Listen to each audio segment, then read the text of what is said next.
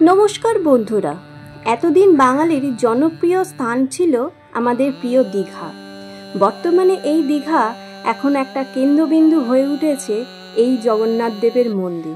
ताई चलुन आमिও चले एसेছি आजके एई दीघार जगन्नाथ मंदिरेते। घड़िर काटाय एखन सकाल 9टा बाजे। प्रचंड रोद आपनारा निश्चयई देखते पाच्छेन, किन्तु रातेर भीड़ एड़ानोर जन्यई आमि ताई उपस्थित हयेछि एखन एई सकाल बेलाय। बंधुरा आमरा सकलेई जानी गत 30 एप्रिल এই মন্দিরের দ্বার খুলে গেছে জনসাধারণের জন্য।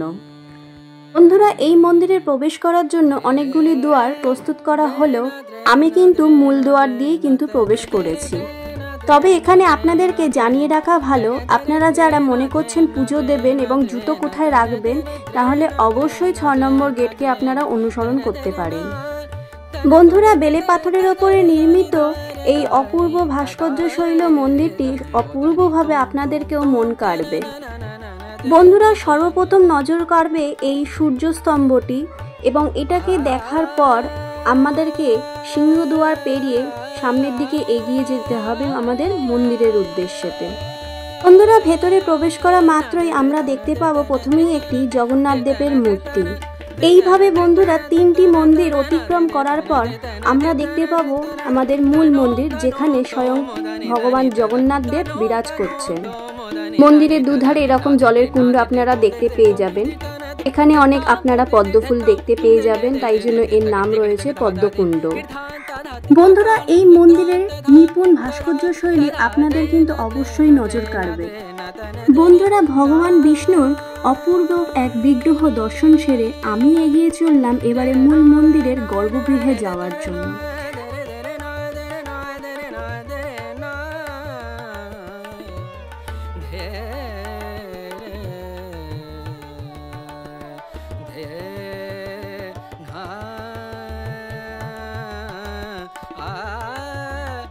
বন্ধুরা মন্দিরের বাইরের অংশেতে কালো পাথরের ওপরে নির্মিত অসংখ্য কিছু দেবদেবীর মূর্তি আপনারা দেখতে পেয়ে যাবেন। আসুন বন্ধুরা এবারে গর্ভগৃহে প্রবেশ করা যাক। বন্ধুরা এই মূল মন্দিরের উচ্চতা 213 ফুট এবং এর ভেতরে আপনারা পাথরের নির্মিত অনেকগুলি স্তম্ভ দেখতে পেয়ে যাবেন। এই প্রত্যেকটি পাথরের স্তম্ভতে নিপুণ কারুকার্য শিল্পের দেখা মিলবে, যা সত্যি খুব নজর কাড়বে আপনাদেরও। চলুন বন্ধুরা এবারে আমরা জগন্নাথ দেবের দর্শনটা সেরে নিই। যাতে আপনারাও ভালোভাবে দর্শন সারতে পারেন তার জন্য আপনাদের কথা মাথায় রেখে আমি আরও কাছে থেকে নিয়ে দেখানোর চেষ্টা করলাম জগন্নাথ দেবকে।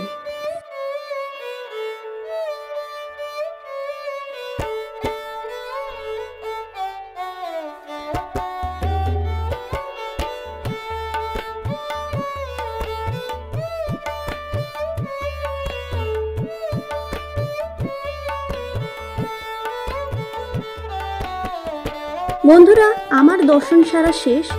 আমি এবার আপনাদেরকে দুটো একটা কিছু দরকারি কথা অবশ্যই আমার এই ভিডিওতে জানিয়ে দিতে চাই। আপনাদের মধ্যে যারা যারা ভাবছেন বা চাইছেন যে একটু ফাঁকার মধ্যে আপনারা দর্শনটা সারতে চান ভালোভাবে, অবশ্যই বলবো আপনারা চেষ্টা করবেন সকাল সকাল চলে আসার। মন্দিরের খোলার সময়সূচি সকাল 6টা থেকে এবং রাত্রি 8টা অবধি মন্দির খোলা থাকবে। তাই এর মধ্যে আপনারা যখন খুশি এখানে আসতেই পারেন, তবে চেষ্টা করবেন সকাল সকাল আসার, তাতে করে আপনাদের একটু সুবিধে হবে। যত বেলা বাড়বে রোদের তাবদাহে হয়তো আপনাদের সকলের কষ্টও হতে পারে, কিন্তু যারা যারা মনে করছেন রাতের সৌন্দর্যটা দেখতে চান, লাইটিংয়ের সৌন্দর্যটা, অবশ্যই আপনারা আসুন।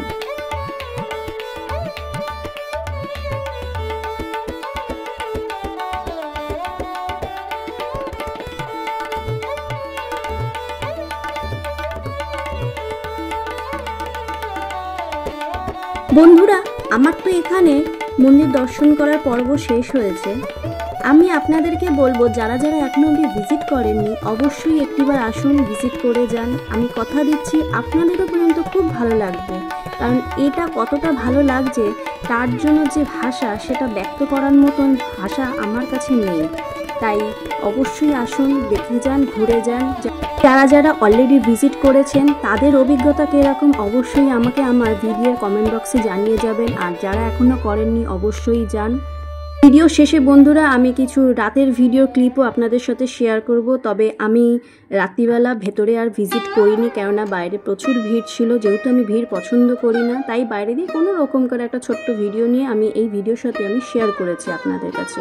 তো যাই হোক গিয়ে ভিডিও আমার কীরকম লাগলো অতি অবশ্যই কমেন্ট করে জানাবেন। ভালো লাগলে লাইক শেয়ার সাবস্ক্রাইব অবশ্যই করবেন। দেখা হবে খুব তাড়াতাড়ি আবার একটা নতুন ভিডিওতে।